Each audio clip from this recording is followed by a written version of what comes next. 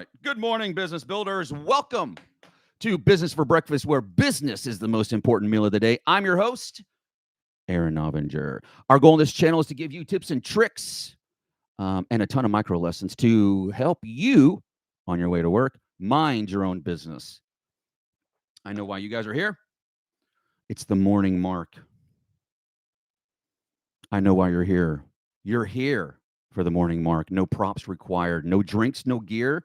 Just you and a functioning brain will work with what you've got. Wherever you are, desk, truck, kitchen, job site, standing or sitting, it doesn't matter.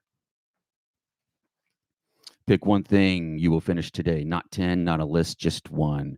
Now, mark it mentally. That's the line in the sand. That's the thing the day doesn't get to erase. This is the pause that sharpens the edge, the moment that turns noise into signal, the tiny act that makes business owners dangerous in a good way. Come on now. Woot, woot. I'm getting myself excited. That's the morning mark. Our day has officially started. Let's dive in, shall we? All right. Number one. And I apologize for my news. It's kind of all over the place. But I kind of figured, I'll do the best I can with what we've got. It's episode 1, so it could only get better from here. And I promise you, it'll be the best Business for Breakfast daily business podcast at 7 a.m. you've ever heard. All right. Woot, woot. By the way, you're going to hear a lot of woot woots. I just love woot woots. That's just a very woot woot thing to say for people that love to woot and woot. All right. Can we start with, I don't know, man, like my opinion, one of the greatest news stories of the year. Okay. Ready for this? It's the bullish Main Street rebound. Oh, my word. That just came out, JP Morgan Chase. 74% of small business owners are optimistic about their own performance this year, a sharp contrast to their skepticism of the national economy. What does that mean? Well, you guys understand that the backbone of the United States of America is our small business. You get it, right? Okay, cool. So that's the issue is it what you're hearing here is Main Street. And so the SBA basically deems Main Street business, and which is hysterical because the SBA says, small business is 0 to 500 employees.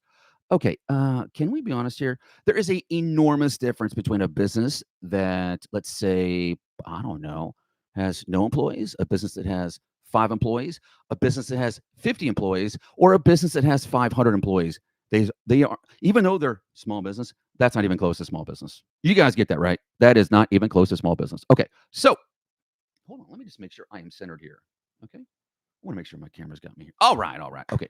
So Main Street business is 0 to 50. Main Street. Okay. So that is really, really good news because we've seen the GDP, man, the last couple hundred years decline where 150 years ago, the majority of the GDP was small business. Before COVID, it was down to like 45%. And then we lost hundreds of thousands of businesses during COVID, small businesses. And it was horrendous to our mom and pop Venti shops. And so 35-40% of our GDP around COVID, small business. Not okay. Not okay. We got to fix that. Come on now. All right. So if we can, let's kind of jump in. And you'll see that I talk routinely and constantly about the 7 plates of business. Okay. So, and by the way, let me just make sure. Stay on that mic, boss. Thank you, sir. Mucho appreciate.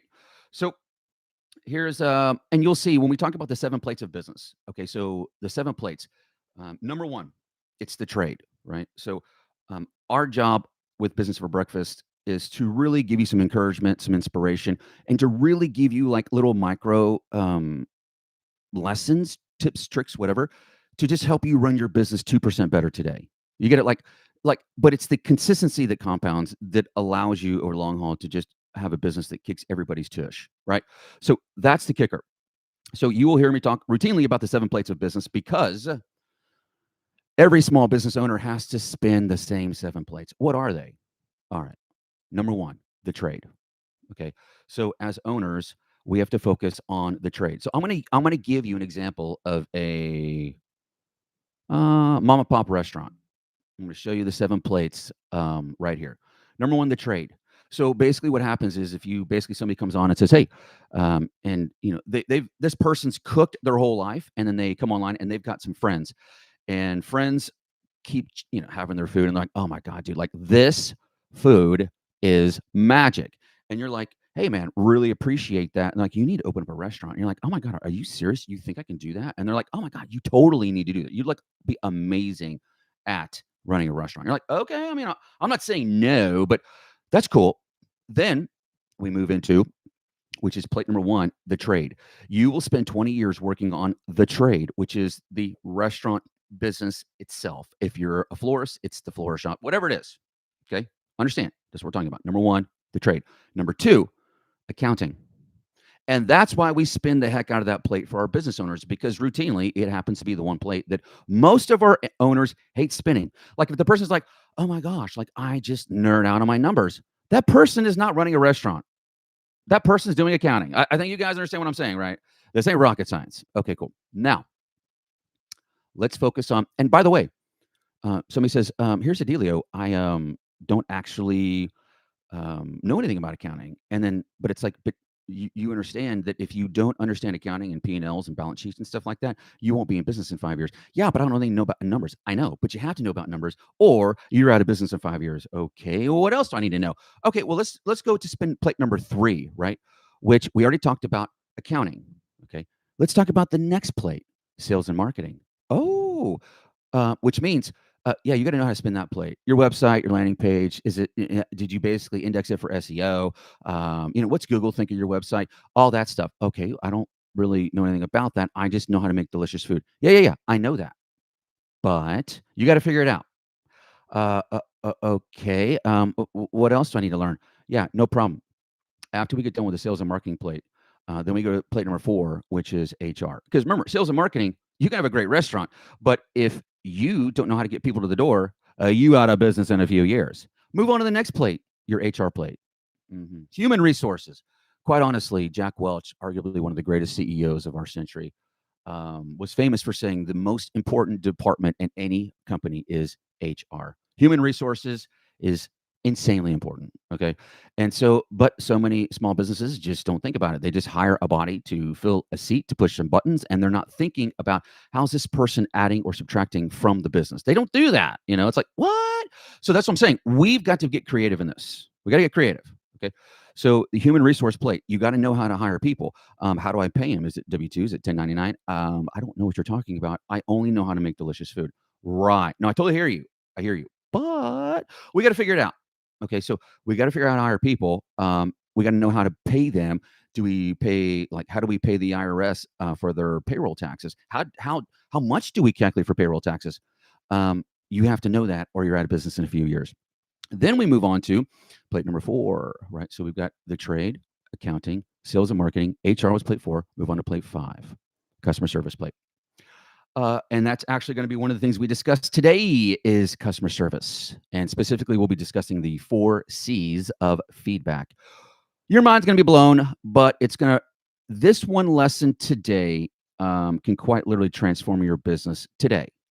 I'm going to give you guys a reframe to kind of encourage you guys how to receive feedback going forward. All right. But customer service, it's a skill that you have to learn. And if you don't have that skill, I apologize for my alarms. That is a skill that you have to learn. And if you don't know that skill, you also will be out of business in a matter of a few years, because every time you upset one of your customers, you're actually going to be, let's see here. Let me put my phone in D&D, which is right there. Nailed it. Okay, here we go. I got to get back to the reframe. All right, here we go. All right, that is that plate. The next plate that we move into is going to be logistics, because at a small business, when I talk logistics, I'm talking specifically systems and processes, not necessarily moving freight. Okay, but understand logistics just means moving from point A to point B as efficiently as possible. Make sense? Okay, cool. So then we move on to the last plate, which is going to be the IT plate. I know, because every small business owner, even though this person was told they make delicious food, and they need to open a restaurant because people will love their stuff, if you still have to learn how to spin that IT plate, Because if you don't, guess what happens? That printer is going to break. You have to know what point of sale software you're going to use to run your restaurant. You got to know what merchant provider do I use. These are all IT things. And during your morning rush, when everybody's in the weeds, what's going to happen? That stinking HP printer will go down. So you as a business owner have to put on blop, the IT hat. That's right. So that is the 7 plates of business. And our job every day is to give you guys different plates, man. Like, I want to give you guys news, tips, tricks for each of these plates because our job here is simple. When you finish up today, you should be able to run your business just 2% better today. And remember, guys, routine is the key, and consistency will set you free. What? That is definitely a woot woot. Okay, woot woot. All right, let's talk some news here, shall we? Let's talk about the accounting plate 2. There's some good news here that came down because of the new changes with the One Big Beautiful Bill Act, or as people from the 70s will be thinking, ABBA, but not the amazing band from back then. It's the other ABBA, OBBA, not ABBA. Okay, don't get them confused. They are both amazing. They are both beautiful, and they are both timeless. Okay, but one is beautiful laws and one is beautiful music. So let's make sure we're not confused. Okay, they ain't the same, right? All right, now, number one, we get to reinstate 100% of our bonus depreciation. Come on. This is huge, man. This is enormous because it was stair stepping down actually from the last Trump tax cuts. Okay. But businesses can once again deduct the full cost of equipment in the year of purchase for 2026.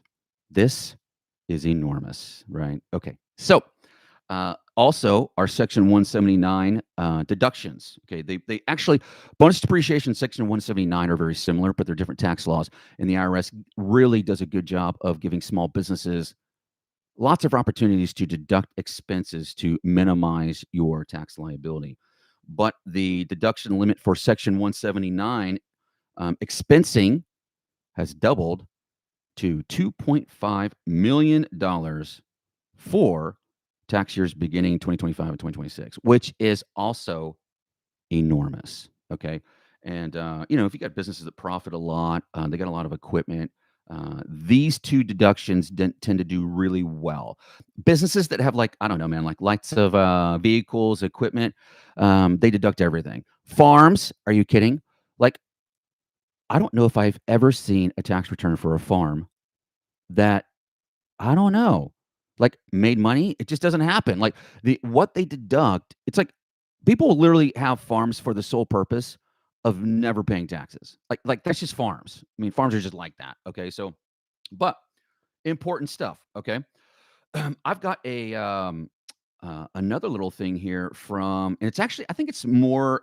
It's a really cool story about Lego. Okay, so and it's called Lego's Smart Brick Innovation. Now, the reason why I think this story was, like, interesting to me is because I've been, like, fascinated for years about Lego style, like, bricks that you kind of clip in, you can, like, stack to build houses, where it's almost like you've got, like, your own program, like a website. Like, here's a business idea, okay? So, like, a website that's almost like building it's like a CAD website, but it specifically only uses like these like Lego bricks type of thing. And there's companies right now that have these, but this specifically was about Lego in particular. And so it just kind of like tripped me to kind of remember, wait a minute, this is actually kind of cool. And so but that's kind of something like I've just always dreamed. Somebody can literally just take like a floor plan that you grabbed, like you saw, you really liked, okay? Like you're on YouTube and you're looking for best, most efficient 2,000 square foot house floor plan, okay? And you find one, you're like, oh my word, right? You grab it, you upload the image, just the floor plan, okay? And then it's got the dimensions, you know, and then this piece of software, AI, analyzes it and then does what?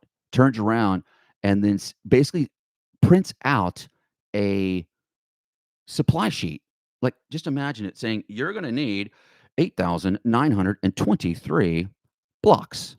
So it's here's how many blocks you need, how much it costs, and then below it is like the plan. Like step one, lay them all out. Step two, we need to build this first room. We do it like this. I don't know, man. Like I feel like that's coming because you have to understand, like the barrier of entry to housing has changed so much.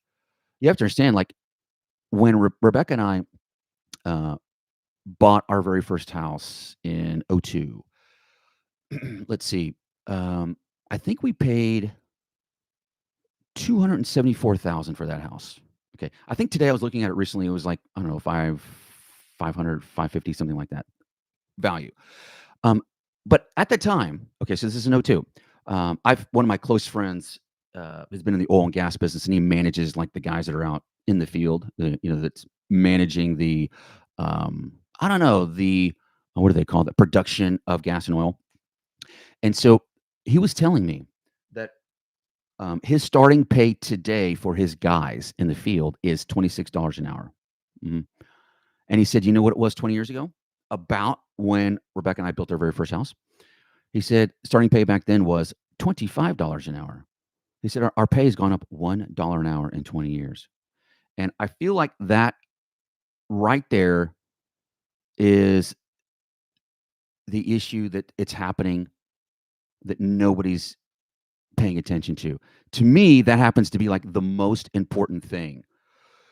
Because what I don't understand, okay, is and it kind of makes sense because, for let's say from the 1950s up until let's say 2020, okay, um, we've been on an amazing growth curve, and we pride ourselves in being very independent individually, and as a country.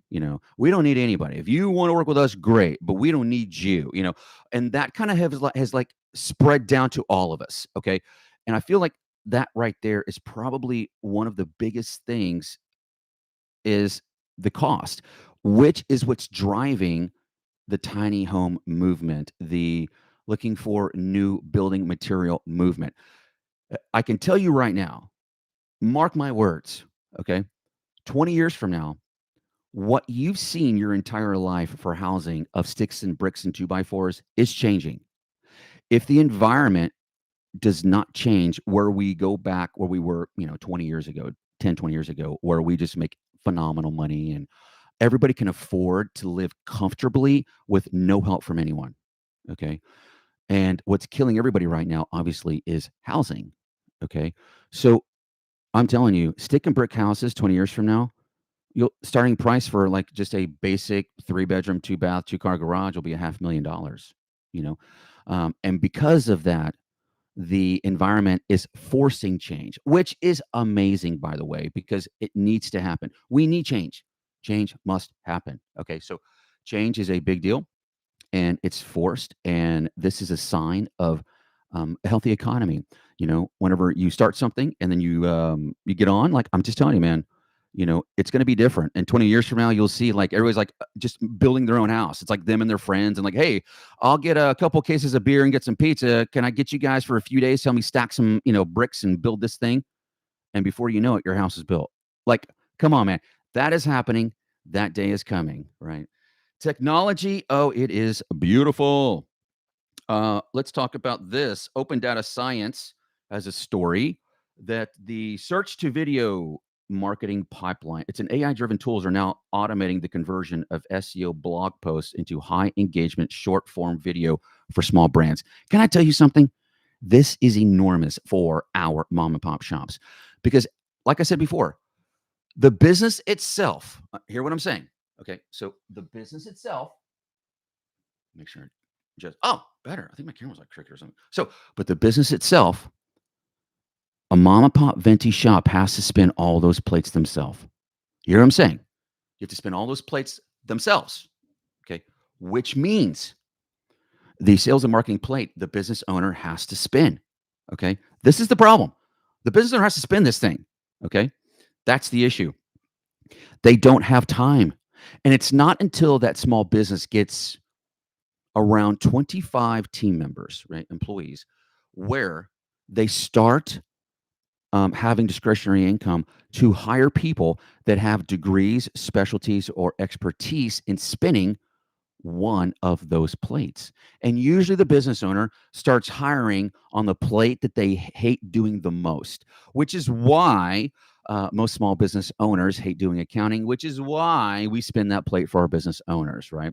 We're one of the few accounting firms that's actually owned by small business owners, not accountants.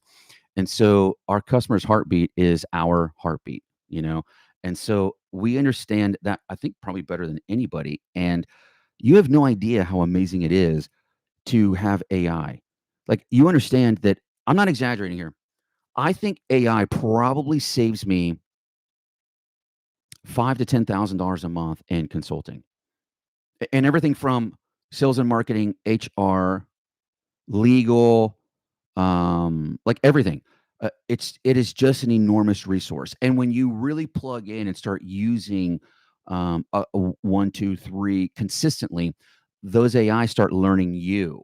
Okay. And when they learn you, that's where honestly it's kind of a cheat code, because you're like, I need you to come up with my 2026 vision. And it's like, okay, well, I know you pretty well. So based on what you've been feeding me recently, I feel like this is going to be you.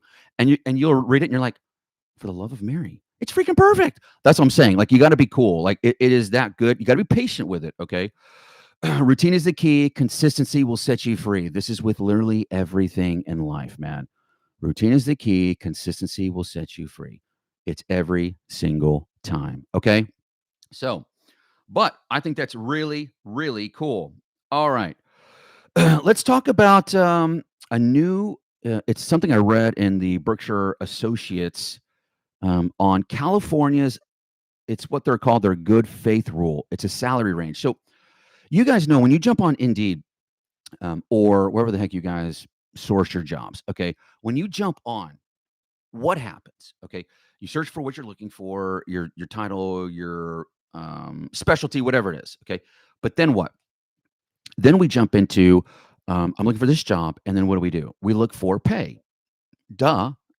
If we wanted to volunteer, we'd be looking at churches or something. We wouldn't be looking specifically at a job. Okay, job, money. And by the way, there's a lot of stuff that California does that I am not a fan of. Okay.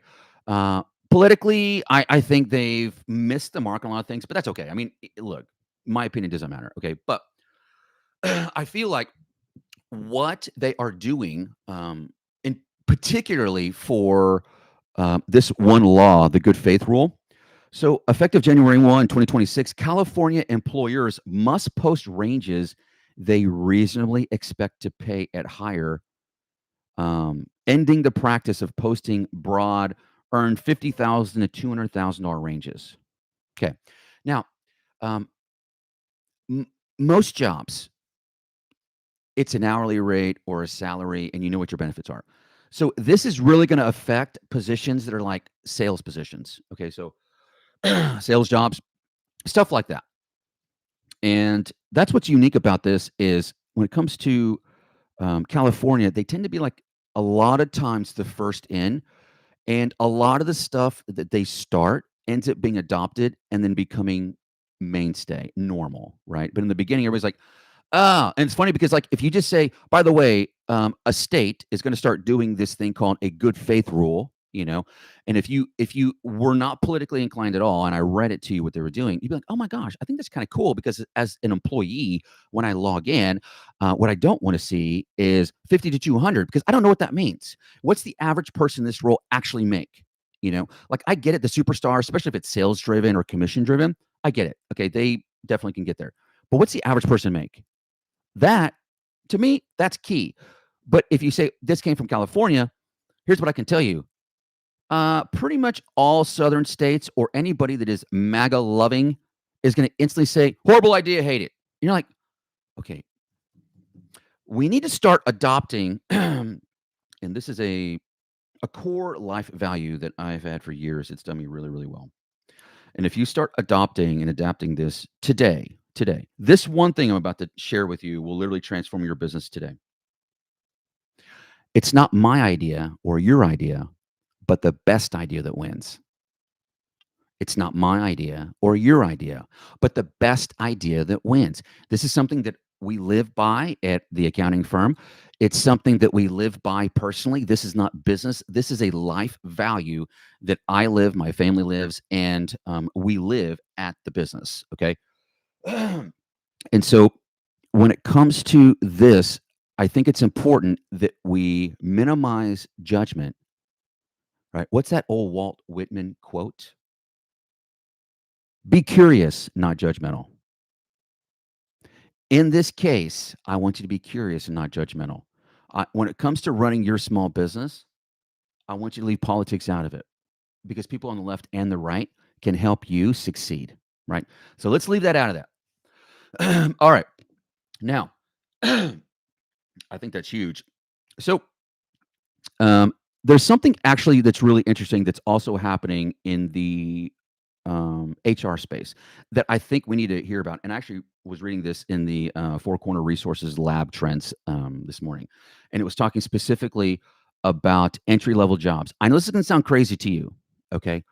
Now you have to understand when it comes to education, it really was in the 90s where universities started kind of, I don't know, like wising up and they were like, hey, here's what we need to do. We need to, make sure everybody goes to college. But before, like, if you go before the 90s, okay, so this really started in the mid to late 90s, this trend, okay? Before that trend, nobody went to college. You went to a trade school, okay? Nobody went to college. You went to a trade school. But like my parents were in the military, in the Navy specifically, and my dad was a chief, and they kept wanting to promote to a higher rank, but like, hey, Keith, you gotta go to college. But he was at the end of his career, and he's like, I don't know if I want to do that. But usually back in the day, unless your trade specifically required college, or you wanted like higher level management, like C-suite stuff, that was really the only people that needed a degree. Like, and then everybody else went to a trade school. And then starting in the 90s, college, college, college, college, college, college, college, college, college, college, college, college, college, college, college, college, college, college. And you're like, right, but that's okay. So I guess I'll just go to college. I mean, I don't really know what I want to do. I don't really have any skills that I know of yet. So I'm gonna do like liberal arts. I don't know. I kind of like that stuff. Sounds kind of cool. I don't know. Liberal arts. Okay, I'll do liberal arts. Well, that's kind of a problem because we don't want to do liberal arts because it happens to not make any money. Okay, so that's the problem. Well, here's the problem today. You're not going to believe what's happening. The trend has just turned. This story is a tiny story in the news, but I feel like it's one of the biggest stories in the news because here's what it says: 35% of entry level job postings now require prior experience. It's creating a huge hiring bottleneck for small firms. But here's the thing: nobody taught these employees customer service. Like, nobody taught them. Nobody has taught this generation anything. Isn't that weird? Nothing. Like, it doesn't make any sense. Okay. I don't get it. But now the tide is turning. And now we're starting to see it's not about university. It's about a trade. It's about a skill. It's about a skill. Okay. And so this is a huge thing because what this is telling us is we got to get back to the basics. We got to get back to um, training people how to handle service jobs. And I'll tell you, I've got two kids. Actually, one of my kiddos is actually he and his wife are in the hospital and should be giving birth sometime today. Okay, being January 7th. Their daughter-in-law is being induced today, and I am insano excited about it. But the thing is in today's time, you guys have to understand that we are turning the tide and it is getting back to the trades. And so you're going to see it. You're about to see this thing turn where we're getting back to, and that's the thing with my kids. Okay. One's a millennial and my daughter is Gen Z. Okay. Now, here's my experience with both these generations. One of my kids is almost 30, the other one's like 25. Okay.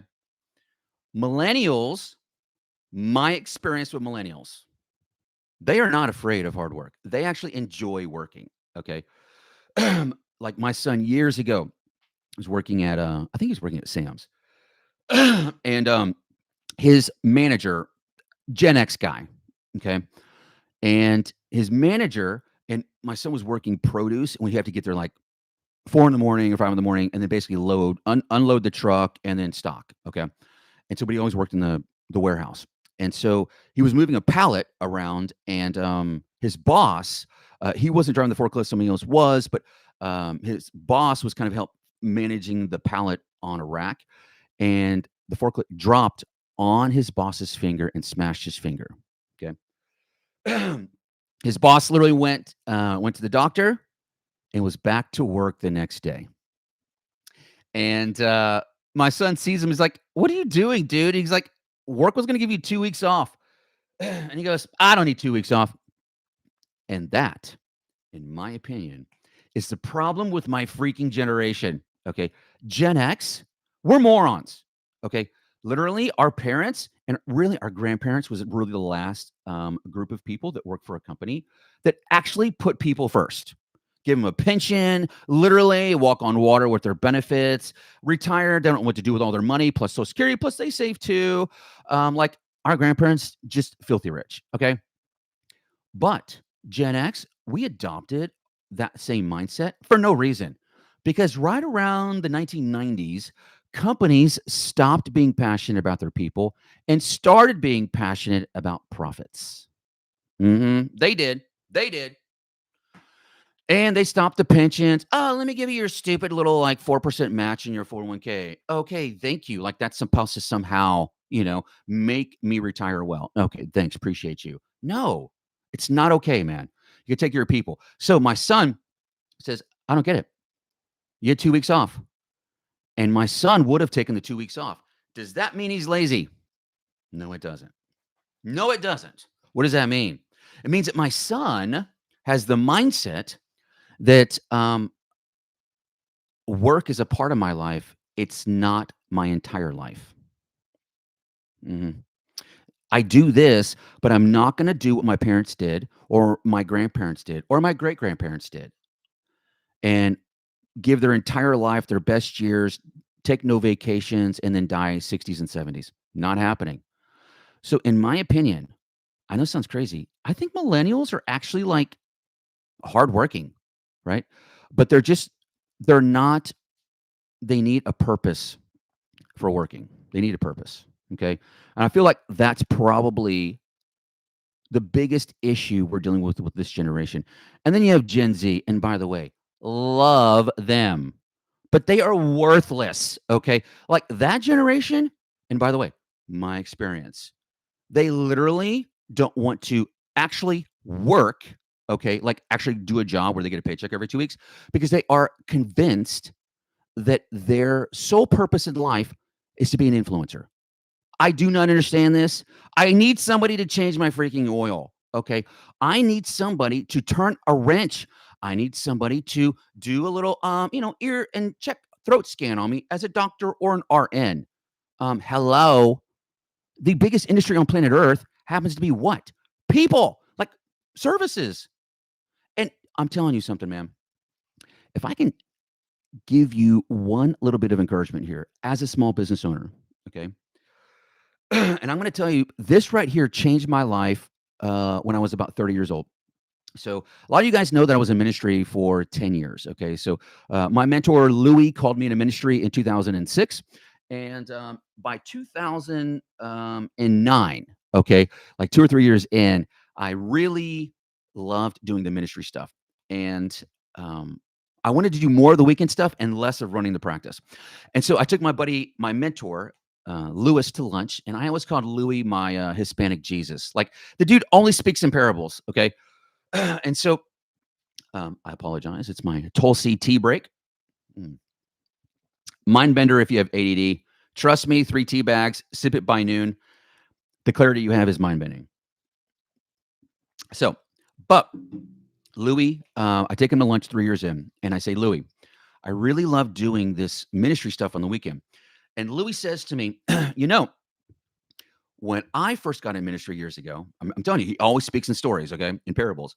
And he says, when I first got in ministry years ago, I was struggling with the same thing. He's like, so I took my mentor to lunch, and he said, my mentor gave me the best definition of ministry I've ever heard. Okay, so listen to this. Louis, like me, bivocational. Okay, so me running the practice full time, and then Louis, full time registered nurse. Okay, he's like Fokker, like Meet the Fockers. Like he was he was a Fokker. Okay, and I can't believe I just said that on my very first show. But Louis basically said when he took his mentor to lunch, and his mentor gave him the definition of ministry, Louis said it changed his life. And his mentor told him, don't think of ministry as in what you do on the weekend. First of all, Jesus did no ministering in the church. He was always with the people. But think of ministry in its purest form as simply helping people suffer less. Simply helping people suffer less. That changed my life. Louis told me what he said is after his mentor told him that, the very next week when he went to work at the hospital, he realized what he does in the hospital is more ministry than what he does in the church. And I realized what we do in the practice is so much more ministry than what I was doing on the weekend. And my encouragement to you as a business owner, what you do during the week, if you have a service-based company, you are helping your customers suffer less. Hear me. It's not about money. It's not about money. Rockefeller always said, those who want to be rich never will be. Money only follows contribution. Where's your heart? Are you burned out right now? I know why. You're focused on money. You're not focused on ministry. That's the problem. Starting today, focus on ministry, helping people suffer less. And it changed my life.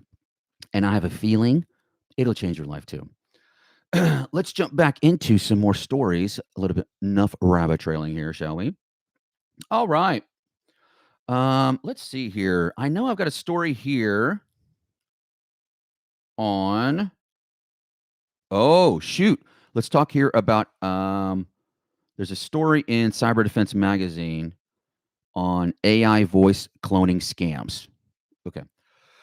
You guys know that this is a huge thing. Like you can go to, I think it's 11 Labs and talk for 30 seconds, and it will create your exact with influx. It'll create that, and nobody will be able to tell the difference. Okay. So this is coming. Like I'll tell you, like a guy that I watch a lot on YouTube is Victor Davis Hanson. And this just came out last week that a lot of his videos, not only because when you see his videos, his format's really similar. He's like right here. He kind of doesn't really move, and it's just his voice. But when you see I've seen some of these AI videos, it looks just like him and sounds just like him. And this is a video. Imagine getting a phone call from a relative. This person's been kidnapped. I'm just telling you, man, I'm not trying to give ideas. I'm just telling you that's where it's going. Okay, so be very, very careful. Cloned voice technology is now the number one threat to small business office managers who authorize wire transfers.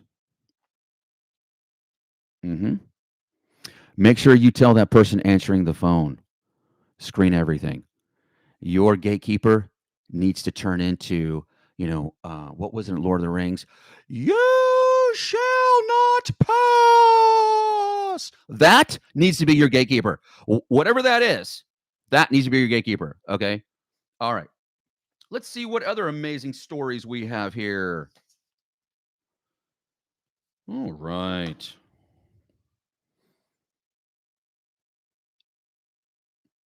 Okay. Speaking of Texas, I wasn't, but here's a great article, and it's actually by HR Defense Blog, and it's called the Texas Triaga AI Act. Talking about AI, the Texas Responsible AI Governance Act, the Triaga, or it's not Triaga, it's Traga. Triaga would be IA. This is AI. Went into effect January 1st, setting a new standard for how businesses in the South must audit their AI tools. And by the way, I'm not saying this is bad, okay? I think this is actually important because I feel like what happens is a lot of times, like, when you okay, whenever you're talking about cybersecurity and we're talking about AI, it's like in the 90s when we started talking about internet, like the wild, wild west. We're in the wild, wild west of AI, which is absolutely amazing. And if you jump in now, I'm telling you right now, please hear me. If you're listening to me as a business owner, the only skill I want you to learn for Q1 of this year, I want you to spend 5 minutes a day on this, only this one skill: prompt engineering. Prompt engineering. That's it. Prompt engineering. Okay. This is not complicated. I'm telling you right now. We are Friday in 3 days. Today's Wednesday, 2 days. We're doing corporate wide training for our new HR manual that literally AI wrote. We give it the parameters, we give it our culture, we give it our values. Here's what we want, blah, blah. And this thing spits out the rough draft. Did you understand that like 20 years ago, you had to go freaking hire a consultant to do this for you? You had to go hire a company, like pay them a consulting fee, 5 to 10 grand. Took 6 months, year, and then you got a freaking HR manual. Now, rough draft, 10 minutes. Prompt engineering, absolutely unequivocally must be your biggest skill set that you have to learn in 2026. Prompt engineering. Okay. And so everybody's doing this. AI is going to have its own protocols for how businesses are allowed to use it and how they can't use it. Okay. So in accounting, we have something called a WISP. Okay. It's a written internet security protocol. And that came around like in the last 5 years because of how we house and store very sensitive data. Same thing with AI. Do you think that, I don't know, like a tax return, which has very, very important data, or your AI that you use every day, which of those two knows you better? That if it gets hacked, which of those two is going to give more information about you personally? You already know the answer. Okay. That's why this is so freaking important. And that's why it has to happen. Okay. All right. Let's move into. Oh, speaking of AI, this is a story: New York City AI audit failures. This is in the staffing industry analysts. A new city audit shows that while New York's NYC's AI bias law is active, enforcement has been sluggish, with only 1 in 32 websites showing full compliance. Okay. And AI bias law. Don't need to do much investigating on that, but we all know what type of state New York is. And we also know that for the last 5 years, free speech has been under insane attack. And you're going to see states that are colored blue try really, really, really, really, really, really, really hard to monitor what you say, right? And so I kind of feel like that's just something it's coming, kind of like the same way, like, privacy that we haven't had privacy literally since Y2K, you know, and I think we understand that, but it's just kind of one of those things. And so, but I feel like we're going to be moving in a direction where every state, because AI, you have to understand, it's the it is the most powerful thing on planet Earth. So of course, this thing has to be regulated. Duh. Okay, we got to regulate. All right. I'm going to kind of move over to a little bit more. I was kind of looking at accounting and stuff, but kind of tips and tricks. But I really want to kind of like hang out on this one place. J.P. Morgan Chase came out with their 2026 Business Leaders Outlook. Okay, and the Business Leaders Outlook is a really kind of cool thing. It's kind of an annual thing, almost like a State of the Union thing. And this is what they said, which is amazing to me because I was on the phone. I was doing a Zoom meeting yesterday with the gal that handles our advertising and marketing. And she asked me um, about this, not about this topic, but about this, like not the story, but the topic. Okay. And this happened last night. This was last night. Okay. Or yesterday afternoon.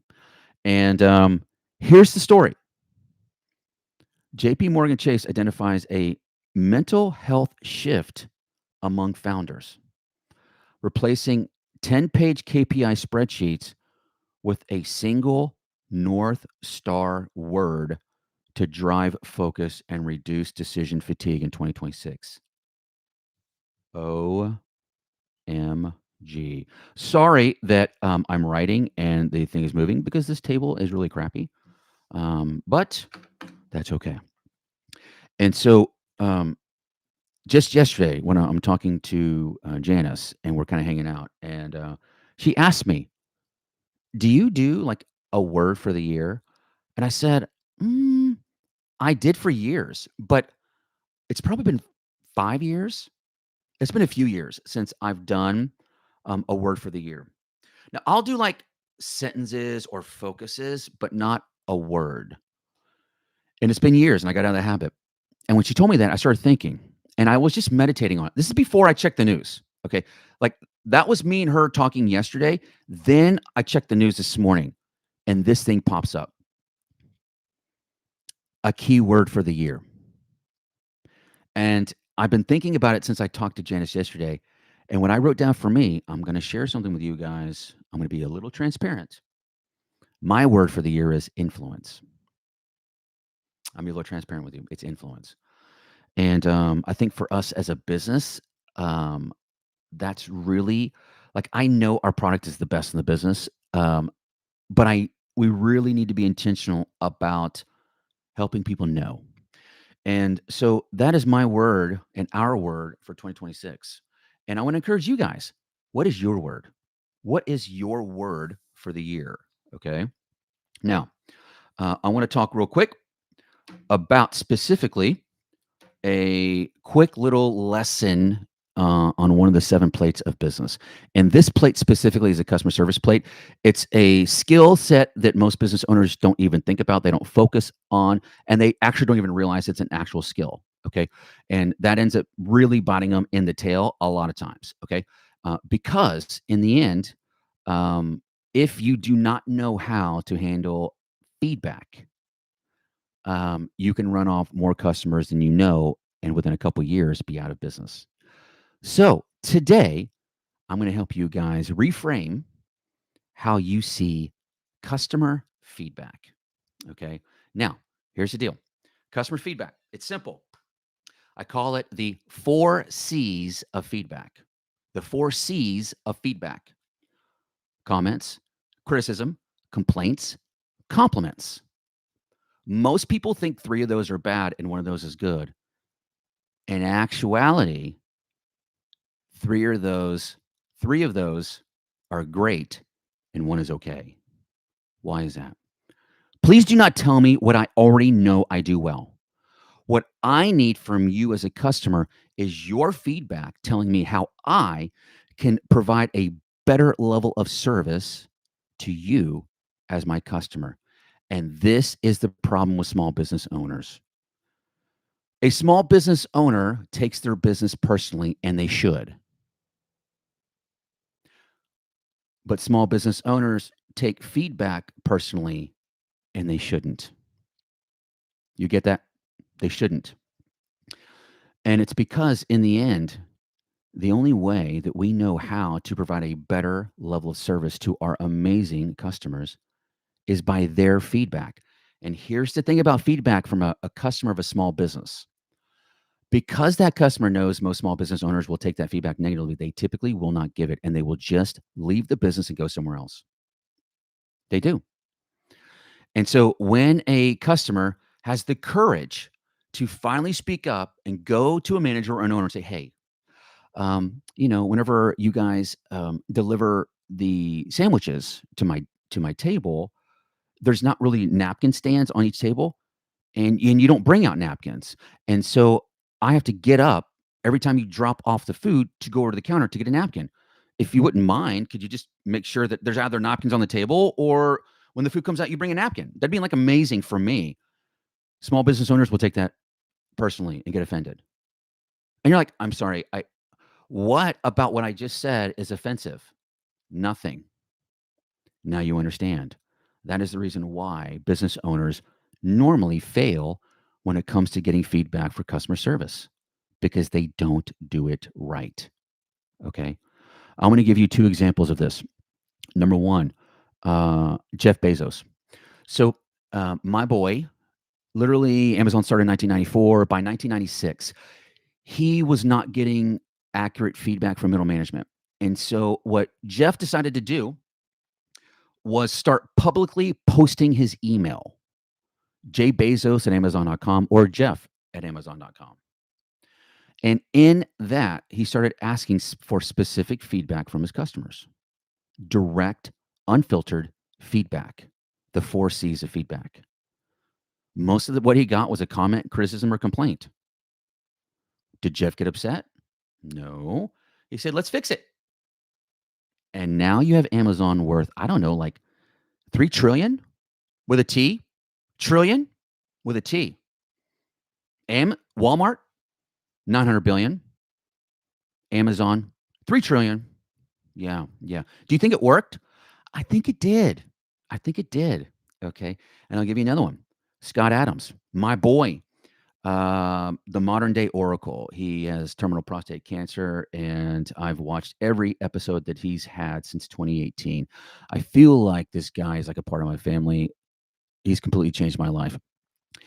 And he's the creator of the Dilbert comic strip.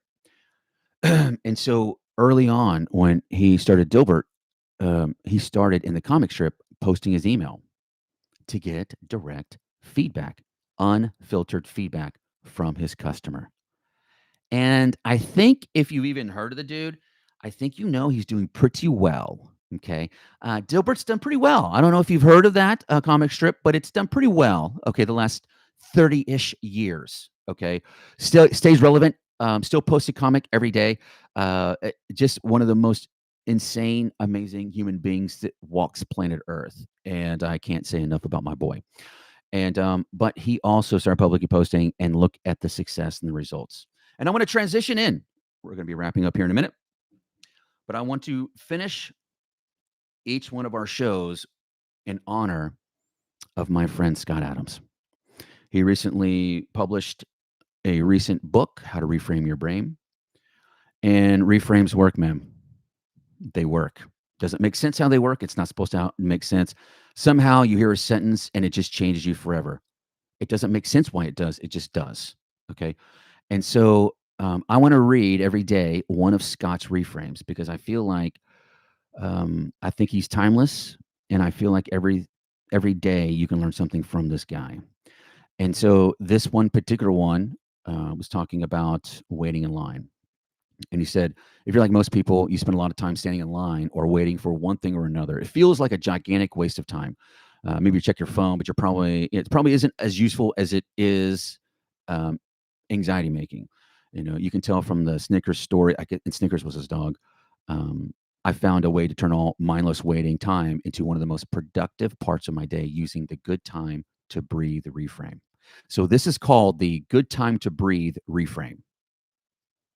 If you're awaiting a line, which is a waste of time, that's the usual frame. I'm waiting in line. This is a waste of time. Or we grab our phone and we just start scrolling. Here's the reframe. I now have time to breathe properly. Now you can meditate throughout the day. I hope that helps you guys. And I hope this reframe does. Ultimately, that is the purpose of what we do here. Okay. The purpose of what we do is simple. We want to give you guys tips and tricks and to help you guys run your business just 2% better today. That's the goal of our channel. And I hope that I get to do this with you guys every day. Okay. So that, guys, wraps up our very first Business for Breakfast daily show. Now, I've got a couple announcements. Number one, 2026, we are going to start up our very first mastermind group. So if you guys, and mastermind groups are simple. It's a group of people that are peers, and you come up with, they're typically 12 weeks. So I'm starting one now, but I'm going to start another one the beginning of February. So I'm going to start a new one each month of business owners, small groups, 6 to 8 guys. I say guys, business owners, guys, females, doesn't matter. Okay. But we're just like-minded. And I want you guys being focused on being intentional. And masterminds are simple. Here's what I want to accomplish for the next 12 weeks. We'll break it down into weekly bite-sized chunks, and we as a team are going to help you accomplish those goals. That is a mastermind. And if you guys are interested in that, I want you to go to speakwithaaron.com. That's my personal scheduling site. Schedule 15 minutes with me. We'll chat about anything you guys want to chat about. It's great because it just has an opening to my calendar. If you see it, grab it, and we'll hang out. Other thing, if you guys need help with your small business accounting, like I said before, we're one of the few accounting firms owned by small business owners, not accountants, which means your heartbeat is our heartbeat. If you want to talk about that, you can go to, if you have questions about that, it doesn't matter. You can go to speakwithaaron.com. And I think, is that it? Maybe so. Maybe so. Okay. Well, I think we're going to wrap up here, guys. And I want to finish this with this one thing. Remember, guys, if you think that it is hard or you think it's easy, you're right. You know what time it is? It's time to get to work.